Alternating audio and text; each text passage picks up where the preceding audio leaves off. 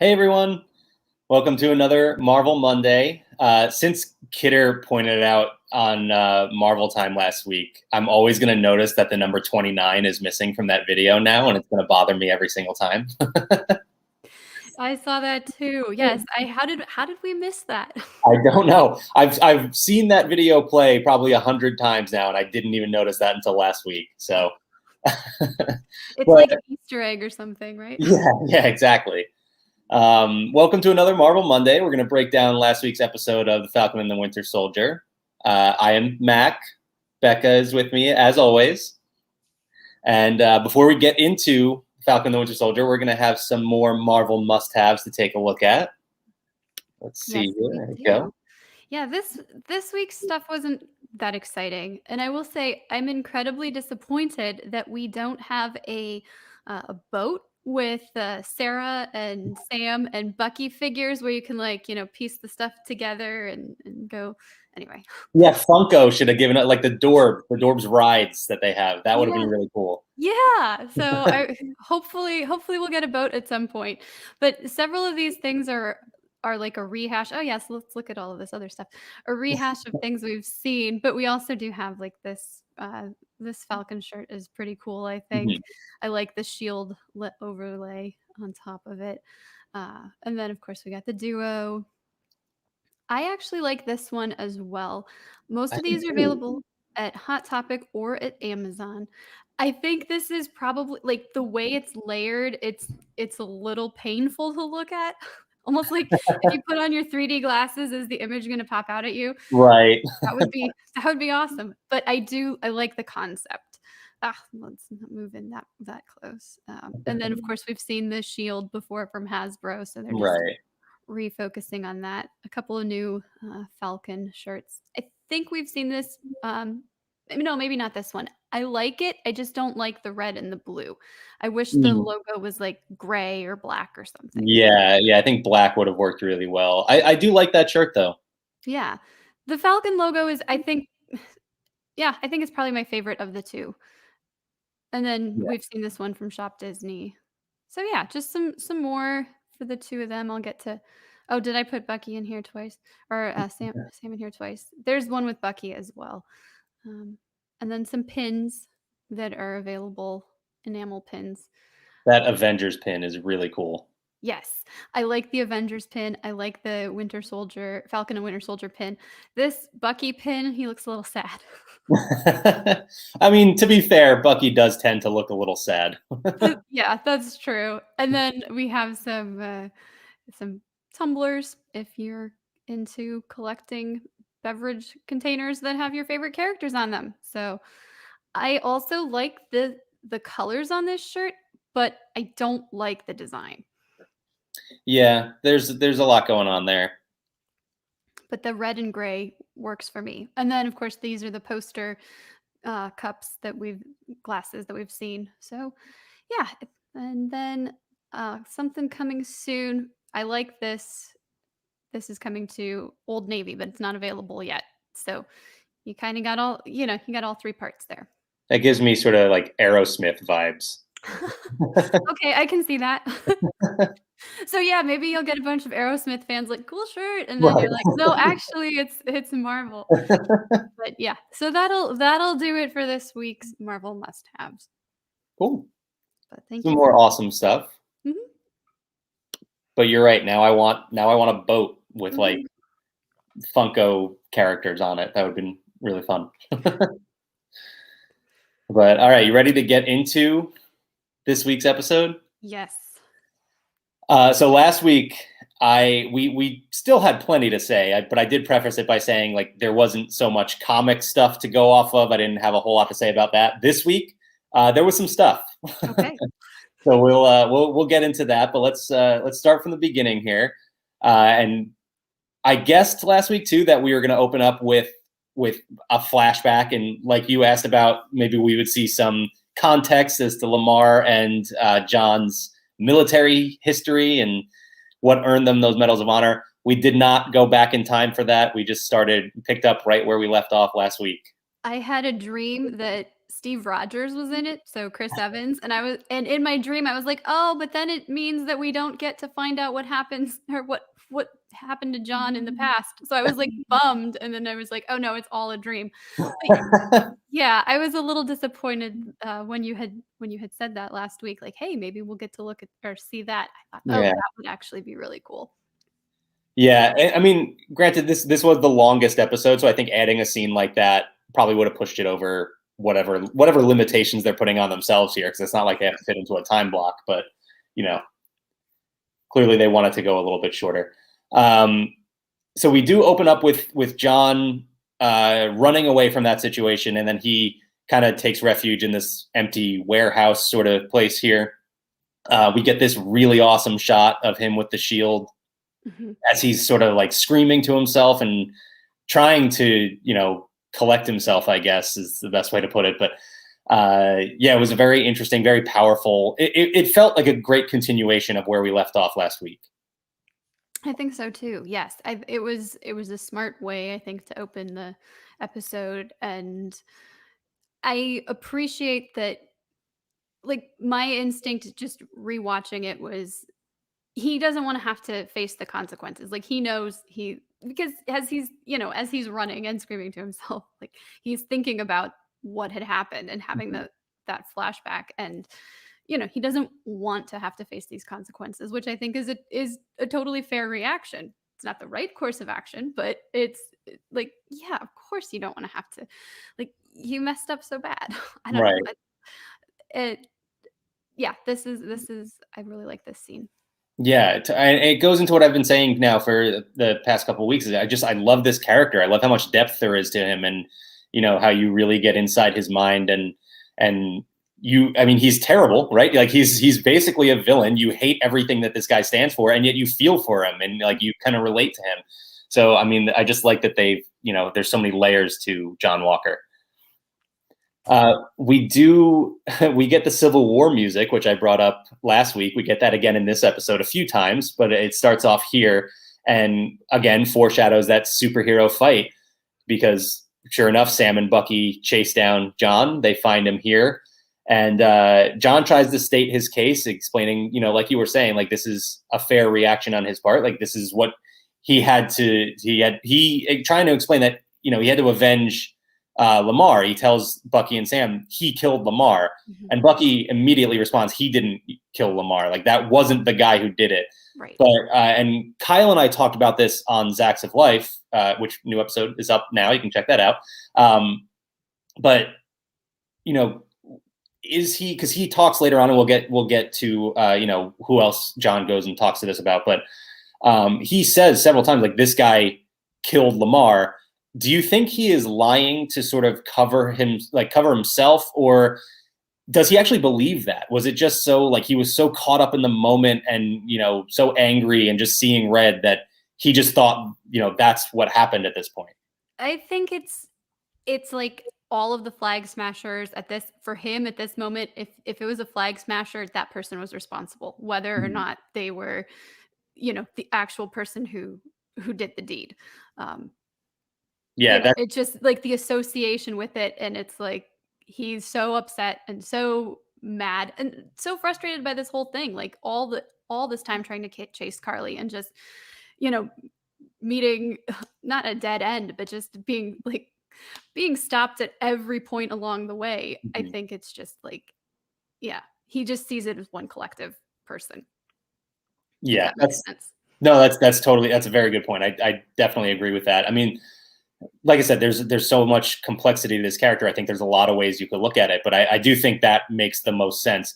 We don't know if that's the way that John is thinking, because he doesn't always make the most sense, but that seems logical. Sam and Bucky are in, what Sam does. He's trying to talk John down and get him to turn himself in, and hopefully they'll listen to his case based on his resume and all that, and they'll be lenient with him. And John does seem to be coming around. Like he seems to calm down and like he's willing to turn himself in. But when Sam asks for the shield, that's when all bets are off. Walker is not having it. I think he at this point is so entrenched in being Captain America that the Shield is, who he is. Yep. I absolutely agree with that. And so we do get what the music foreshadowed. We get that superhero fight, and it was pretty awesome.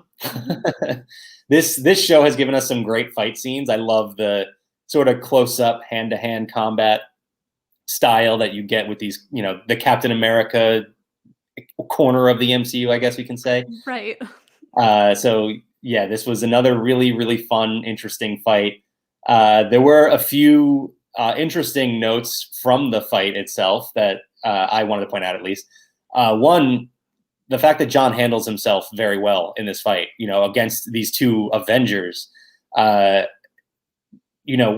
of this series so far, we've seen John just getting his butt kicked every single opportunity. And here he handles himself very well and gets the better of Sam and Bucky for a while. So while we're obviously rooting for Sam and Bucky and John as this character that everyone universally hates, it was still, to me at least, it was really cool to see him, doing well in a fight. Yeah. Well, and I think you almost have to, because you don't want to watch something where it's just way too easy for one person, at least not with this story. And at this point where we've, established Right. these backgrounds and histories of people, like you want to see that they're somewhat equally matched. Mm-hmm. Yeah, that's a fair point too. We can just have, Sam just kind of walk up and just take the shield away from him with no problem, because very anticlimactic at that point. But so this was a fun, I guess we can say, fair fight. It was a level playing field. He actually manages to pin Sam down and rips the wings off, which was a pretty powerful moment, because that's, Sam is the Falcon and now he has no wings. So that was a pretty cool addition to the fight. Also, we had the same sort of feeling from one of the scenes when they actually get John down and they start ripping the shield off of his arm. Yeah. Very much Infinity War vibes, right?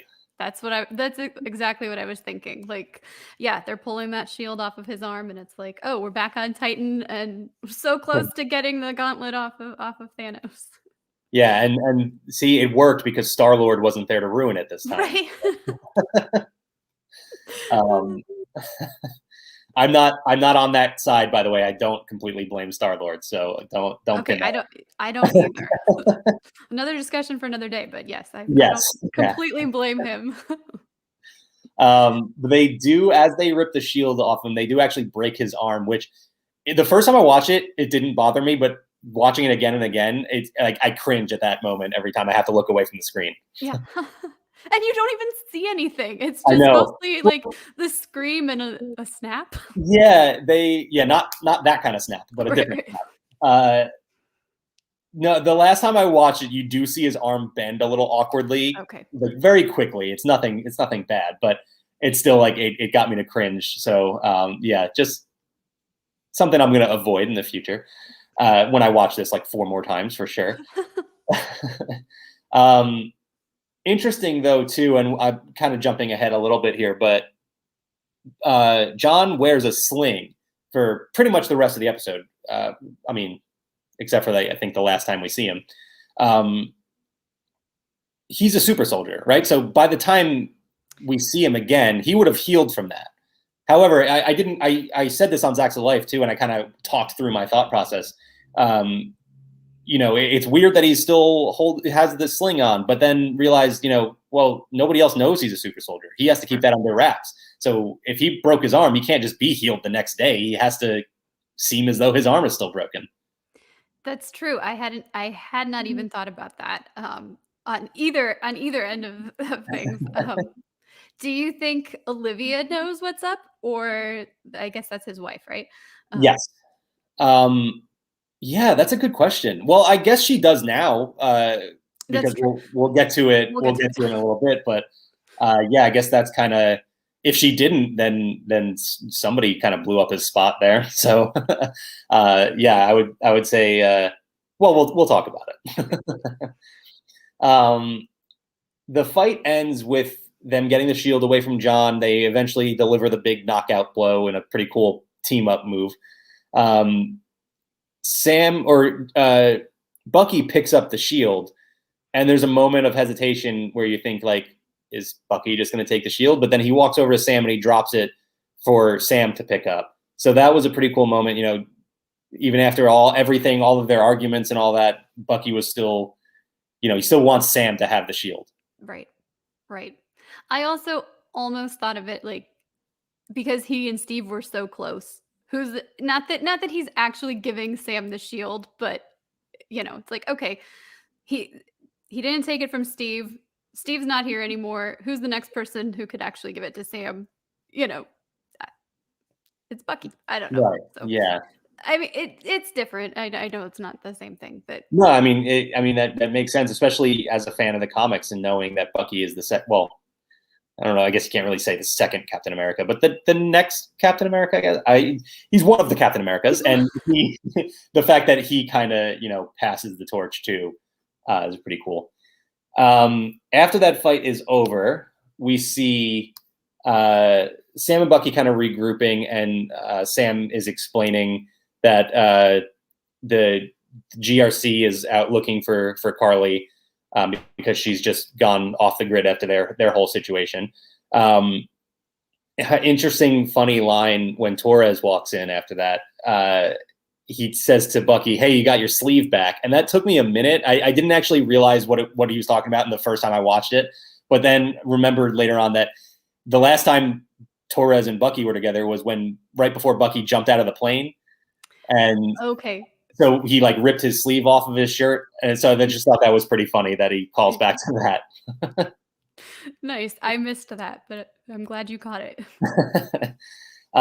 Sam asks Bucky, are you going to go take care of Zemo? And of course, Bucky doesn't actually answer. He just gives, you know, his stoic Bucky stare back at Sam. That's only fair at the beginning of the series when he's like, "What's the plan?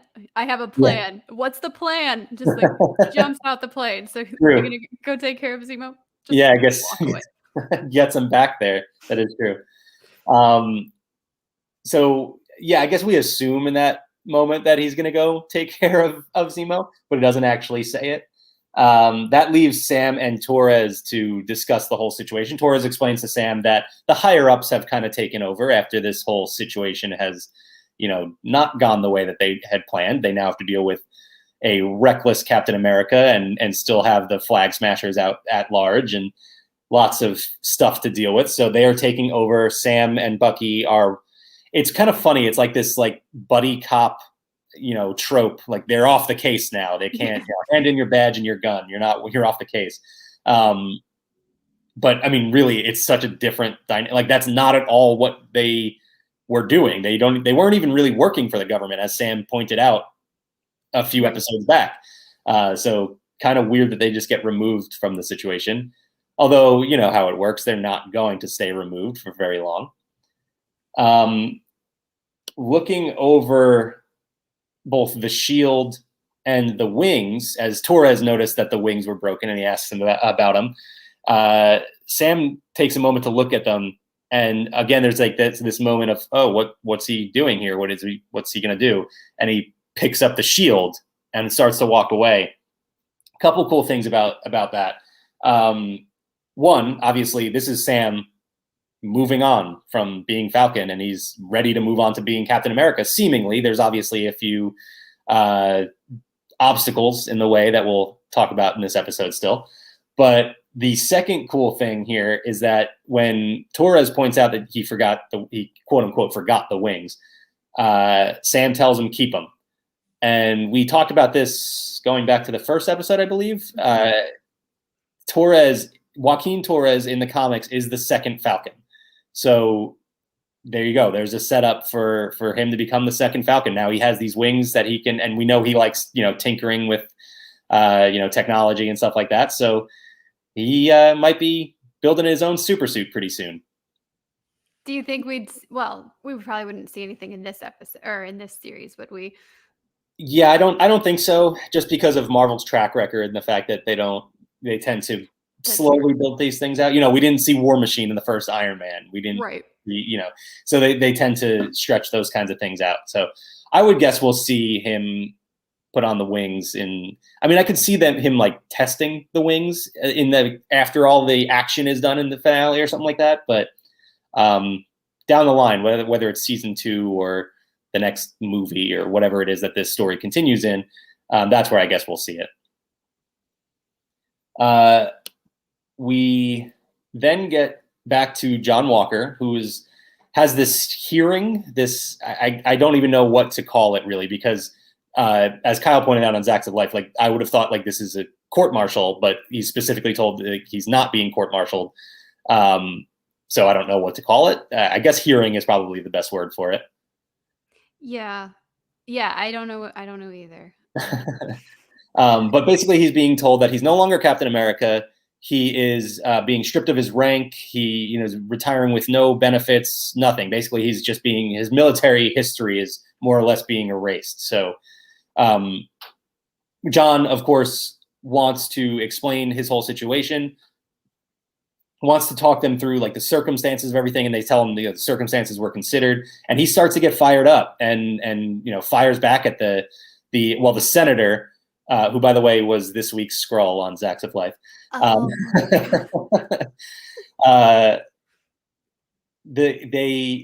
He tries to plead his case, and he is yelling at them, and it gets to a point where it's a pretty serious topic, really. He's telling them, you trained me, you made me what I am, and I did it, and I did it very well. And like, it is a very good point. He was trained to be a killer. He was trained to, be this military leader, and he did it so long, so successfully, and now he does it again. He's still just doing what he was trained to do, and now they are completely removing his rank and everything. So it's just it's kind of a deep and sad situation for John, and again makes you kind of understand where he's coming from and feel for him a little bit.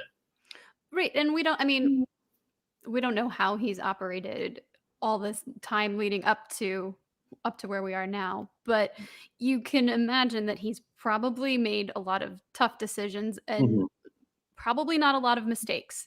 And this is, seemingly, and it's a huge mistake, if you want to call it that, or maybe mistake isn't the right word, but it's a huge error on his part. So yes, there definitely needs to be some consequences, but I mean, can you imagine if you've done so well for such a long time and, just constantly praised or moved up in your ranks or whatever, and then all of a sudden it's just like, nope, we're not going to have anything to do with you anymore. Yeah. So, it was definitely very thought provoking for me. And like you've said, you feel kind of bad for him. As much as you loathe him, you're like, right.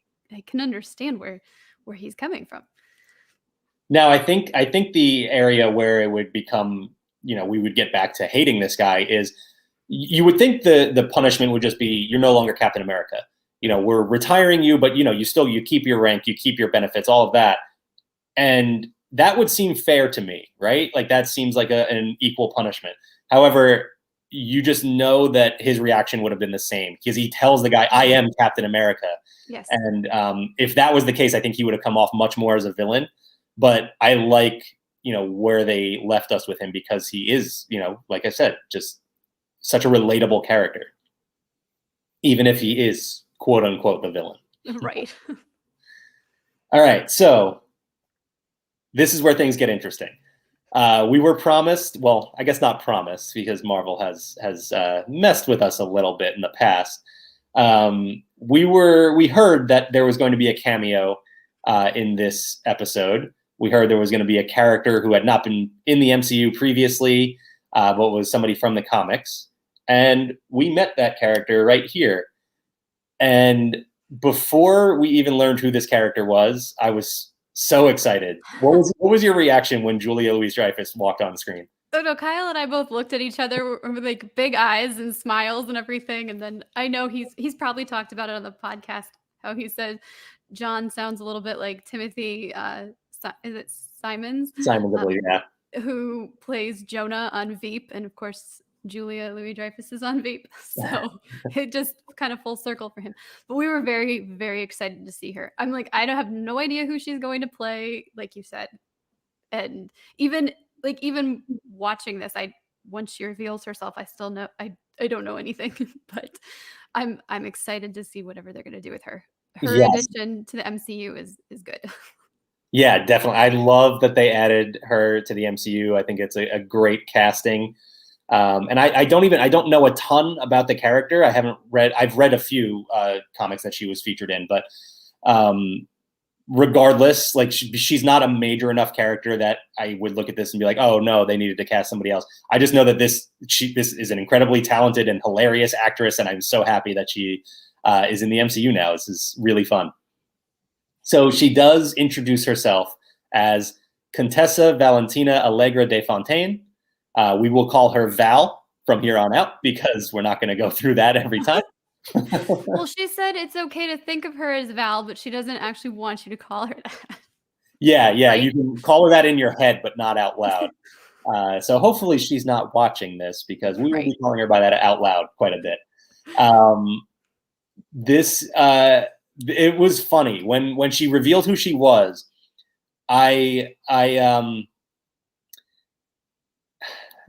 So I wasn't sure what to expect, right? Because after WandaVision, to be honest, all of the quote unquote promises of this, some character is going to show up or whatever, I was like, I don't know, I don't believe it. I'll believe it when I see it. And so this character showed up, and I was like, oh, awesome, we're getting somebody new. And then when she said who she was, I was just like, we still don't know anything because he can go in a lot of different directions. So Val in the comics, granted, she is sort of a sleeper agent the entire time, but she works for S.H.I.E.L.D., she works for Hydra, and she works for a third organization known as Leviathan. It's basically a Russian Hydra, more or less. So it's really interesting that they would do that and have it be like so up in the air. I have no idea. Maybe she's working with Nick Fury. Maybe she is. And she actually holds the title of Madam Hydra, which is more or less the person in charge when the Red Skull is not living, which is off and on constantly in the comics. But so she's a higher up in Hydra. So very interesting to have that dynamic going. I think the least likely outcome is that she's working with Leviathan. I don't think they'll introduce another organization like that because the MCU tends to scale things back a little bit and not be as complicated as the comics, which makes perfect sense. Right. You have to film all of this stuff. Right. Yes, and there's just so many different levels to the comics that they should keep things simple. Also, real quick, hang on one second here. Yes, we are live right now. So if you have any questions or anything, any observations you'd like to point out, let us know, and we will be happy to point them out. And yes, thank you, Kidder. Kidder's got us too. On Vanity Fair podcast, Joanna mentioned that originally Julia was supposed to appear in Black Widow. So she has no idea what that role would have been, whether it's like some kind of a big role or if it's just a cameo at the end of, or in the post-credits scene or something. But so she's wondering if that would have something to do with the Thunderbolts even, or maybe recruiting other people, to join the different whatever Hydra or whatever. So I don't know if that changes anything for you. I'm sorry I didn't tell you beforehand, but no, it's all right. Apparently there's and we don't know if whatever her appearance was in the movie is still in the movie based on how this timeline has the timeline for releases has changed, but that was supposed to be her original appearance.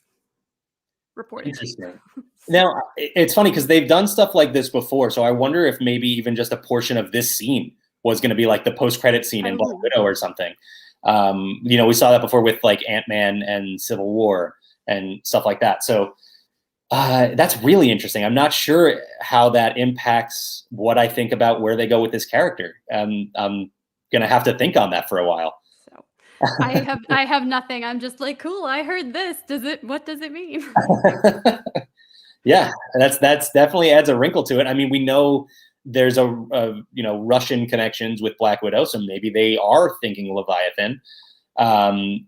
We know Taskmaster is in that movie. Maybe she is meeting with him, and maybe she is assembling some sort of team here. lots of different ways they could go still. I'm not sure. I'm excited though. I can't wait because I love this character. I love this actress. I love the possibilities here. So this is definitely exciting. Now, one other angle they could go with here, if she is related to Hydra in the MCU and she's recruiting more or less Captain America right now, there is a very popular comic arc called Secret Empire. And it is, like I alluded to earlier with Marvel Comics in general, very complicated. It involves an alternate reality and Steve Rogers being trapped inside a cosmic cube and lots of weird stuff. I think they would keep things much simpler if they were to go this angle. And this is the famous Hydra Cap story arc where, you actually saw, quote unquote, Steve Rogers say, "Hail Hydra." And then that drew a lot of attention. This was a fairly recent comic. I want to say like 2015, something like that. So it would be really interesting if maybe she is Madam Hydra, she's recruiting John Walker, and we actually get that Hydra Cap, with the still holding the shield, still has the same uniform except Hydra logo instead of that iconic star. It could be a way for them to go. I'm not sure.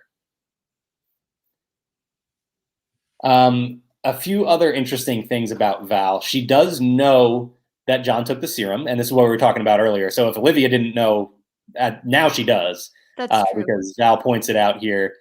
I guess she is kind of like secretly talking to John and kind of keeping Olivia out of the conversation, but you would think she probably heard everything Val was saying. She also points out that, she says, don't worry about the shield. I know you don't have it. So this is clearly a character who, very much like Zemo, like she knows a lot more than she's like letting on, and just is steps ahead of everyone. She's streets ahead. And another calculated villain to add to the mix. So that's very cool. She gives John a business card, and they look over it. After she leaves, John and Olivia look over it, and it's blank. There's nothing on this card.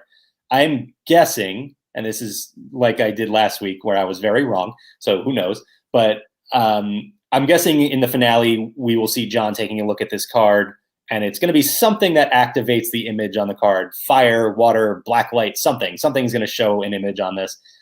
And if I'm going to go out on a limb, I'm going to say it's Hydra. I just think that seems like the cleanest way to go with her. So I think we'll probably just see the Hydra logo on the card, and that will be the last we see of John Walker. That's where I'm going to go with that. Okay, cool. I hope I'm not veering off too far in any one direction. Could she also have anything to do with the power broker, or would that be too many different complicated things? No, I mean, that's very possible too, because they could just take this character and just go a completely new direction. That's something the MCU has done before as well. So it does seem to me like, I don't know about you, but I got vibes of her being separated from the rest of the story.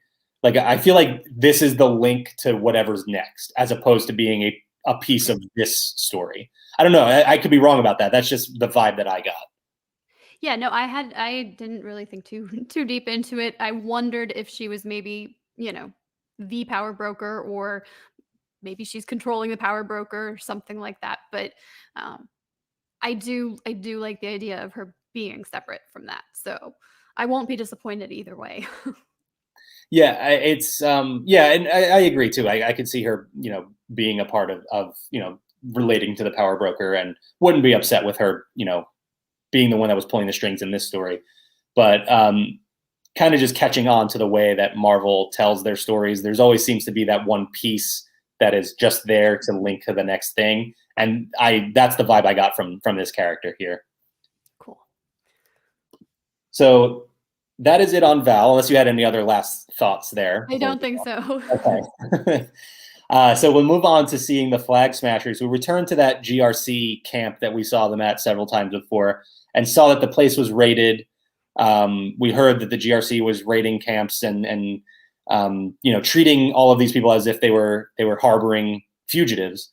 So use that reasoning to raid these camps and basically remove people from their now temporary homes. And basically it's just a bad situation getting worse for these people that Carly and the Flag Smashers are fighting for. And Carly decides that they're done waiting. It's ready for them. It's time for them to make their big move. So we know, things are about to escalate very quickly here, which with one episode to go after this one, you would probably guess. I do have to. Yeah. Do you think do you think we'll end on some type of a cliffhanger and lead into possibly a second season? Or, I mean, my initial thought all along was this is one, complete 6-hour story that once it's done, we're done with that portion of the story. Not those characters necessarily, but we're done with that story. But yeah, I don't know. As far as cliffhanger, I mean, probably they'll, the way that Marvel does their stuff, they'll end with teasing the next thing in some way. So before the series started, Kevin Feige said we are making these shows with the same thought in mind of like the same way that they make their movies. They are trying to make them good enough so that they can make another one.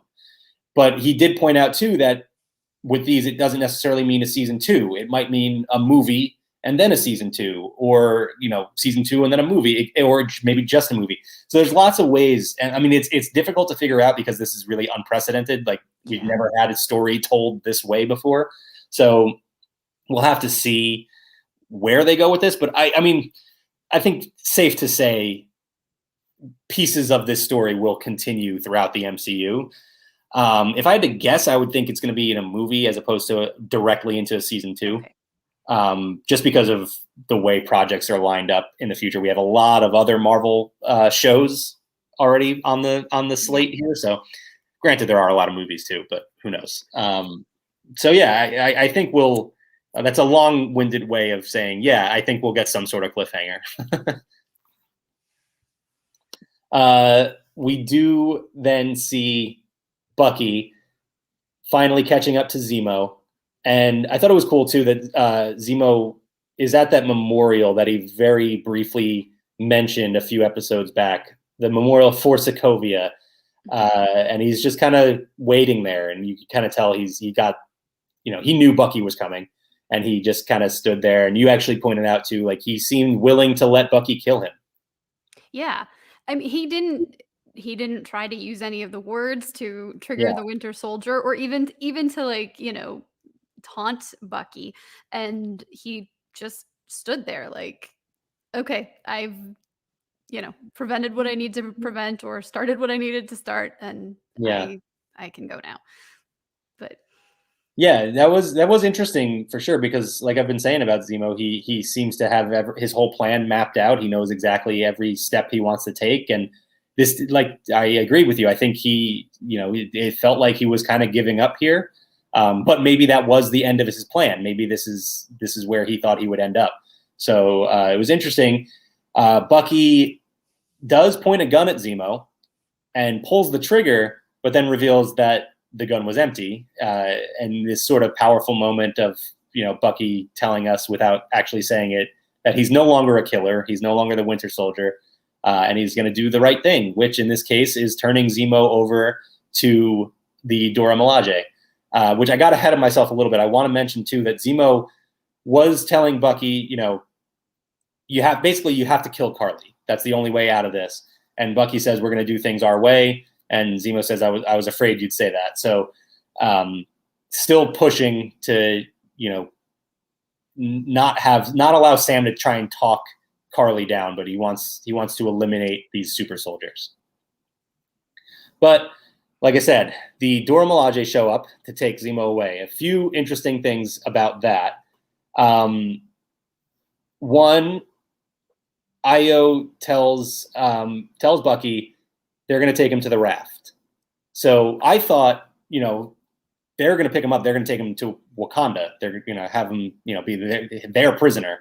Right. Which she says, we're going to take him to the raft where he'll live out the rest of his days. Now, we have seen the raft before. We saw that in Civil War. And one of the higher ups, we don't know what exactly his position was, but we saw him kind of operating things there, was Thunderbolt Ross. So I've alluded to this before, and actually have a piece up on laughingplace.com right now that you can check out. Kind of goes into this in more detail. The one thing I want from Baron Zemo at the end of this show is some sort of lead in for him to join the Thunderbolts, or to lead the Thunderbolts, which is a team of reformed villains, quote unquote reformed villains, that become a superhero team. And I would love to see that in some capacity, whether it's a completely new group of characters or they're pulling villains from previous movies, however they want to do it. All I know is him going to the raft is a step in the right direction, because we've seen Ross operating from the raft before. So I think that is a very cool detail that they dropped in there for us. Yeah, I like that too. Io also does tell Bucky, make yourself scarce in Wakanda.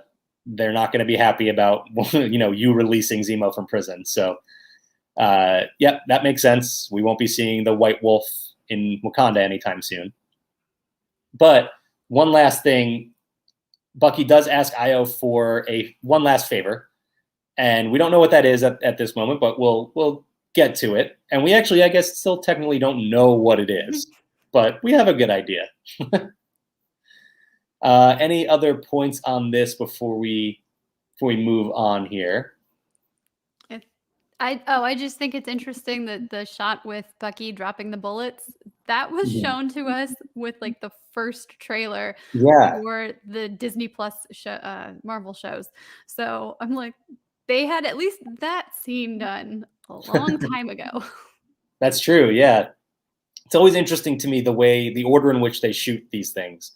And I can't imagine being an actor and trying to act out this story and having shot this scene, and then going back to stuff in the first episode. Like that just has to be difficult to do. Yeah, I agree. So the next big piece of the story here, Sam goes back to Baltimore and he meets with Isaiah again.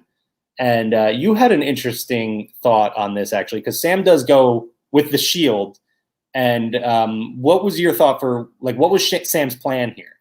So he's trying to, it seems to me like he's trying to give Isaiah the shield. And I wondered and because his mind, he thinks that shield rightfully belongs to Isaiah, who didn't, who performed admirably with the super soldier serum and should be Captain America, or should have been Captain America, and did not get that chance because of the way people chose to treat him, the way the government decided to handle the information that he was, a super soldier who successfully completed the trials. So yeah, I wondered why, why would Sam take that to him? And maybe it's just because it's like, no, this should be yours. Yeah, that is interesting, because that actually was my first thought too. And I think Kyle swayed me a little bit when we talked on Zacks of Life, to more or less to that Sam might have been going to him and saying like, hey, I'm going to take up this mantle. This is what we have. We're going to have a Black Captain America. But yeah, I could see that too, that I did kind of feel like, he went and he even went to go open up the case that the shield was in, and Isaiah told him, no, keep that in there. The stars and stripes are not for me, or something along those lines. So yeah, definitely interesting. I'm not sure what Sam's plan exactly was. Maybe it was going to be like he was going to try and present it to him, but kind of knew that Isaiah wasn't going to want it. Maybe one of those sort of situations. But Isaiah does tell him his story, like you kind of mentioned a little bit. He says he was one of many super soldiers that the government had that they were operating. But when the others got captured, he heard the brass say that they were just going to blow up the POW camp to bury the evidence. And so Isaiah, being more or less Captain America, did what Captain America does. And he went in and he rescued those guys. And, very much like what we saw in Captain America, the First Avenger, right? Like same thing. But he explains too that it didn't do much good. Like the guys none of the others survived much longer after that. So Sam tells him he wants to go out. He wants to tell his story. He wants to tell Isaiah's story, because now Isaiah has been a nurse helped him out and wrote him off as dead so that he was able to get away. And so he's legally dead. And Sam wants to tell this story, and he knows the world is a different place, or he thinks the world is a different place. And Isaiah tells him no, he's better off being left dead so that he can live out his life here. So I thought that was really interesting. What are your thoughts on Isaiah and his whole mindset here? I think, well, he's had all of this time to think about it, and he's had all of this time to not. Um, there's never been any apology. There's never been, nobody's ever reached out to him. He's had to lay low, and I would think Mhm. that you would carry some bitterness or frustration, or just like he says to Sam at one point, I used to believe whatever until, or something, until, not whatever, but I used to believe, and then until I opened my eyes.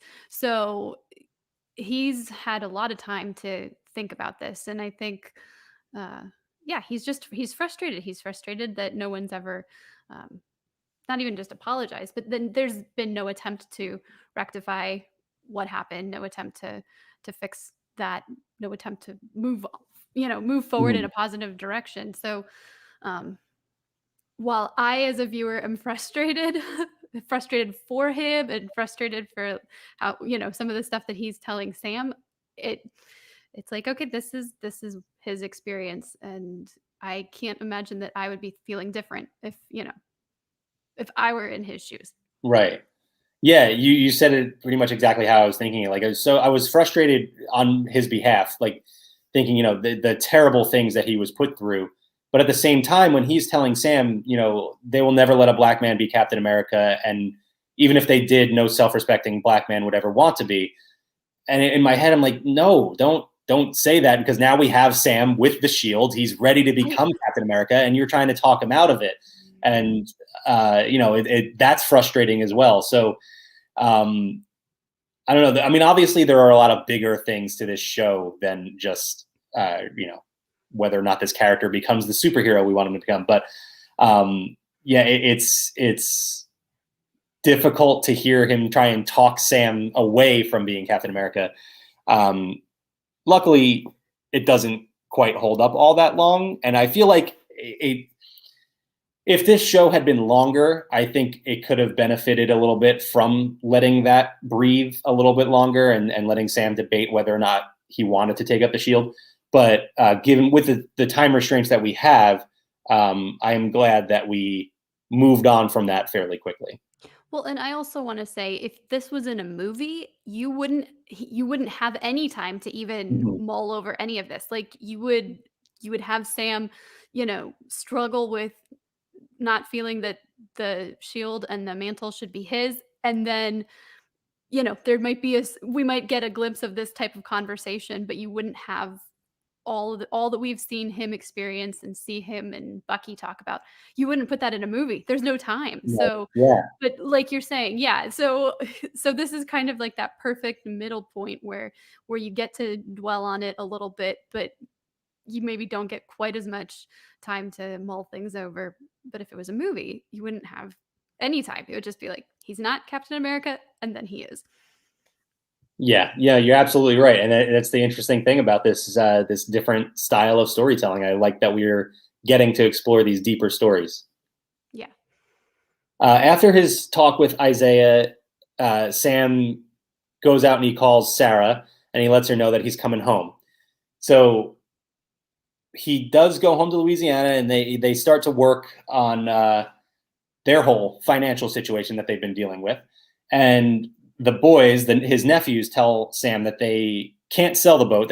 Sarah tried to sell it, and it would cost whoever's buying it, more to repair it than it's actually worth. So, they're kind of back to square one with what their whole solution is.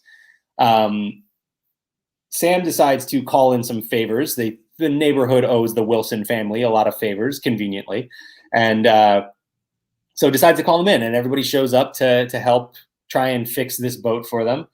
And they get some extra help, some added muscle, when Bucky shows up to lift some heavy thing off of a truck, Yep. and he shows up with a present. We don't learn too much about it yet, but we know that this is the whatever the favor is that he asked for from the Wakandans. So, I mean, at what point when you saw this case, did you realize what this was in here? I mean, like to me, I think it's.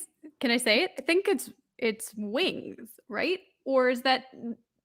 Or Kyle said maybe he would be some type of like shield. But I don't know. Like to me, it looks like wings. Just the image on the box. I Yeah. don't know.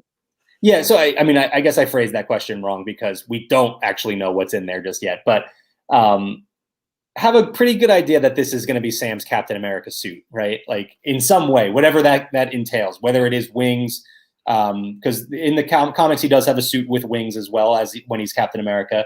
I don't think they'll give him a new shield because I don't think they'll replace the iconic shield. That you don't, if you're gonna have Sam take up the mantle of Captain America, you want to have him use that same shield. Sure. But I think it's his new Captain America gear in general. Okay. So like the Spidey suit that Peter gets in, I guess what Homecoming. He opens the box. Oh. Right. Exactly. Yeah. And of course, probably with some vibranium enhancements happening here too, which will be really cool to see him put this suit on and get to work with it. The other thing that happened once I saw this case, the clock started ticking in my mind because this was the longest episode we had, and I was thinking, oh, this episode's gonna end pretty soon. I want to know what's inside that box. So, I honestly I was a little bit distracted the first time I watched it because I was just thinking, nope, come on, I don't care about this. Just open the box. I just want to know what's inside.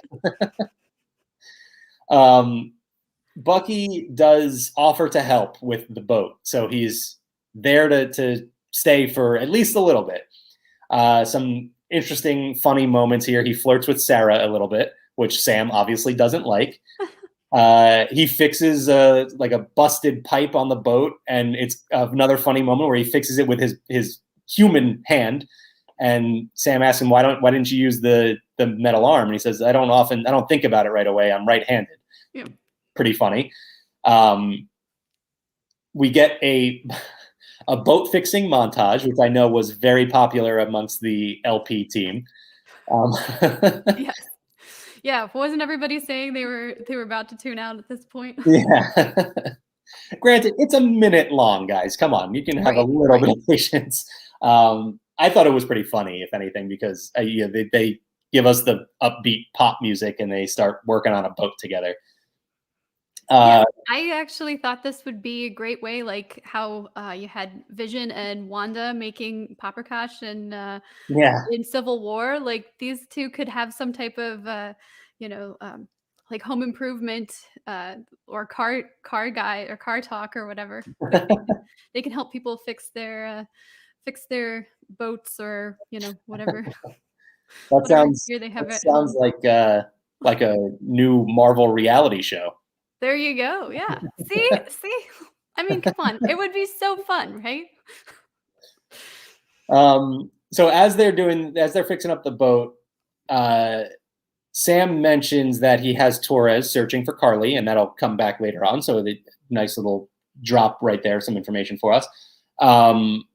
Bucky is about to go stay at his hotel, and Sam, of course, is in the situation where no, you have to stay with us. So we get our nice little superhero sleepover. And that's where, yeah. There we go, Kyle. I didn't say it. We step away from Sam and Bucky, and we get caught up with Walker again. And this was what I alluded to this a little bit earlier, where Walker's explaining the situation to Lamar's family and everything that, what happened there. And he tells them, the guy that John killed was the one who killed Lamar. And this was the moment where I was like, the way he says it feels genuine. Like he really believes that he did the right thing there. So I'm not sure if it's so, implanted in his mind that that's the way things happened or what, but we, like we talked about earlier, there's just so much going on with John that, a lot of, it's tough to know how he's thinking at this point. Yeah. And maybe he's not actually confused, but he's just so frustrated with and maybe even traumatized somewhat by Mhm. the fact that he's, been stripped of his title and all of that as well. That, he's, yeah, he's not thinking clearly, or he's set on one set of events, and to him that's what happened. Yeah. Yeah, and I've also, you see him wearing the sling here, like I pointed out earlier too. So still keeping up that charade that he is, injured and completely human. Yeah. The next scene was the one that caught me off guard the most, aside from maybe meeting Val in this episode. But I figured you would really like this. yeah, this was really interesting, and I don't know what to think at this point because we see Sharon back in her stolen art gallery making a call, and we hear a somewhat familiar voice on the phone kind of screaming back at her for a little bit. But she mentions, if it weren't for me, you would still be in an Algerian prison. I mean, that to me tipped me off right away that is Batroc that she's talking to. He's the only Algerian we've met in the MCU to this point, at least. So very interesting that she is calling him. Not only that, but she mentions, I can pay you double this time. So she says, I have a job for you and I can pay you double this time. So she has a professional relationship with him and she's worked with him before. So what is going on with Sharon? I know. I don't want to believe that she's got her I mean, like, yes, she's got her hands in some messy stuff, but I don't want to believe that she's like the bad guys. Yeah. Um I yeah, I don't know. Is it possible she's the Skrull? Has she been which we've talked about before, but Right.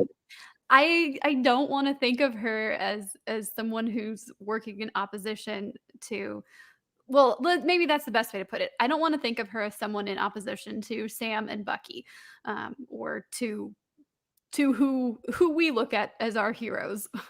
Yeah. But Now, yeah, I will say this. Right now, she's the obvious choice for who's the power broker, right? yeah. Marvel doesn't tend to do that. Like, if they're going to hit us with a twist, it's not going to be drawn out slowly over several episodes. Like, I am thinking there's something else up with her here. And here's an idea that I just came up with on the fly as we were talking about this. Maybe she's working with Val and whatever capacity that's in, because Val is now recruiting John. You mentioned Val being potentially in Black Widow and maybe recruiting somebody there. Sharon is now working with Batroc, and what is the reasoning for that? Like you mentioned, because I'll jump ahead a little bit here. We see Batroc meet up with Carly later on, and tells her that his goal is he wants to kill the Falcon. That's all he wants. Sharon's not going to set Sam up like that. That's not that would completely flip the character. I don't think that's something we would see happen.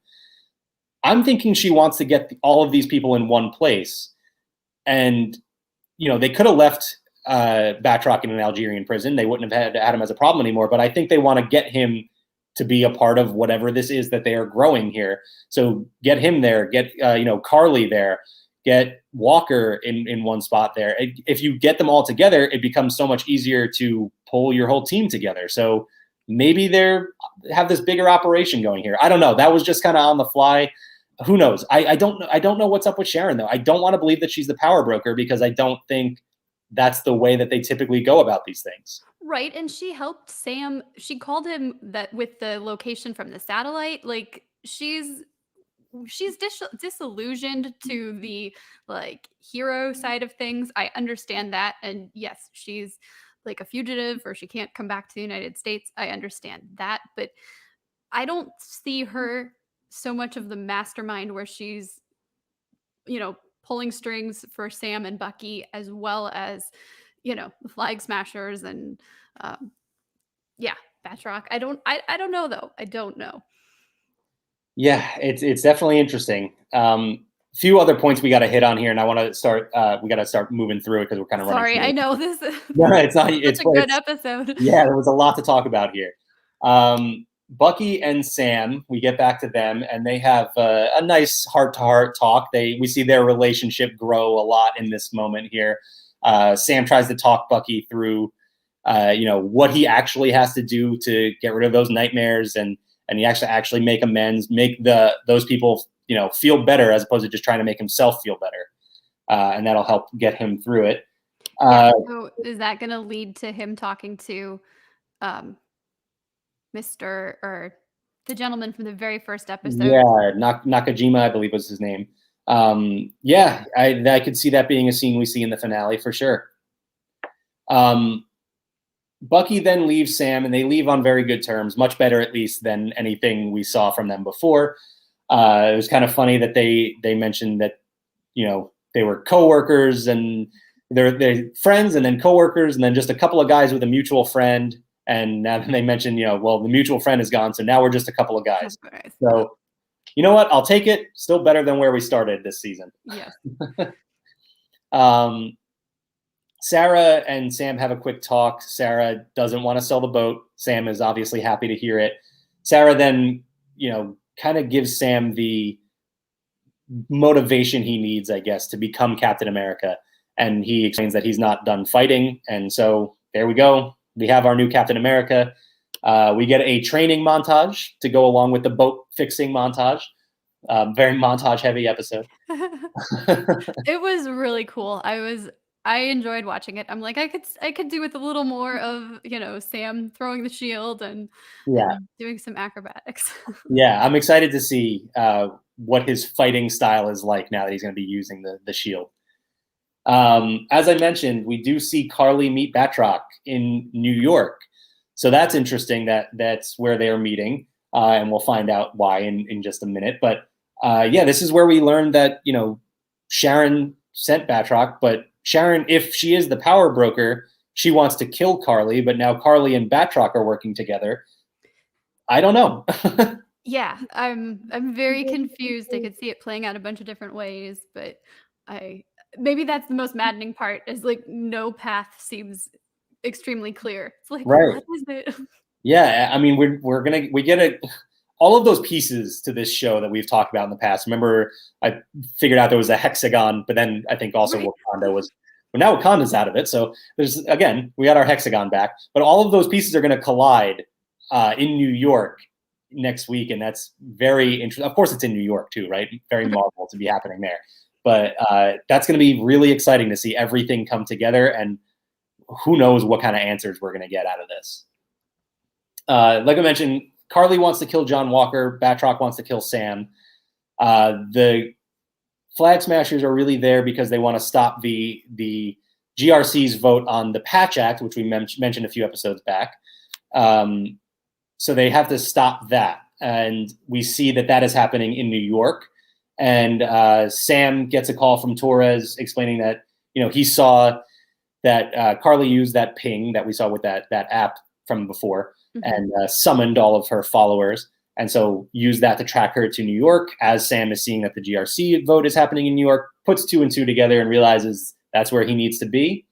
And so, of course, the very last scene of this episode, we see him opening up the box, but we don't see what's inside it. I just want to know what's in the box. Presumably we'll find out early next week. Well, considering they've given us, like, in WandaVision, when, Pietro showed up at the door, I thought they were going to just stop it with the back of his head, but no, we got to see him and had a brief exchange. So I thought, okay, well, maybe we're going to like pan over it and see what's inside, but nope, not at all. Yeah, I'm excited to see this presumably this new Captain America suit next week. And then we get something new in this episode too. Yeah, well, I was going to say Marvel seems to be following a formula with these shows, which is we get a post-credit scene in the last 2 episodes, and that's what we got here. And this was John Walker at work building his own Captain America shield. So he is not out of the fight. Clearly his arm's okay because he's building a shield with both arms, so he's doing just fine. I expect to see him there next week in New York. So, by the way, awesome homemade Captain America shield. I give him some props on that because that's way better than I could do. They should have shown a video of him watching like a cosplay how-to video. Like, here's how you make your own. What's going on, guys? I'm Kyle. Yeah, that would have been really funny. Yeah, really cool to end this on this scene, and I like the way that before we actually got to the scene, when the screen was still black after the credits, you heard the hammering, and it was very much like Tony Stark building the Iron Man suit, the Mark One, and how we ended Avengers Endgame. So I like that kind of came full circle too. So, but yeah, that was it for this week's episode. I mean, obviously we had a lot to talk about. Yeah. And I would imagine we're going to have a lot more to talk about next week because it's going to be crazy. I know. I'm very excited, and this show has consistently delivered, at least for me. I think, and I think we've talked about it on here before, but like Captain America and Sam and Bucky, that's the group I like to most follow. So Yeah. I've really enjoyed being in this world and spending more time, with these characters. Absolutely. One thing I want to do here before we wrap up, I want to get a prediction. Just anything. Predict anything that we're going to see next week in the finale. Well, yeah. Ooh, I don't know. I would love to have somebody from another show like pop up. Like Okay. White Vision is in, or The Vision is in there or something, or maybe like Loki shows up, and I don't know. So something to lead into the next. Yeah. Gotcha. Yeah. Yeah, I'm going to say. I know that's not very good. That's kind of a cop out, but yeah. Yeah, your prediction is, this is a part of the MCU. Right. No, I'm going to say we see Zemo meeting Thunderbolt Ross at the raft. That's my prediction. Probably just because that's what I want to see the most. But that's true. Oh yeah, we had the scroll reveal, and he's waiting for you up there. He wants to meet with you up there. Yeah. So yeah, maybe we'll get another. Yeah, I like that. The Thunderbolt. Any other thoughts before we close out for today? No. All right.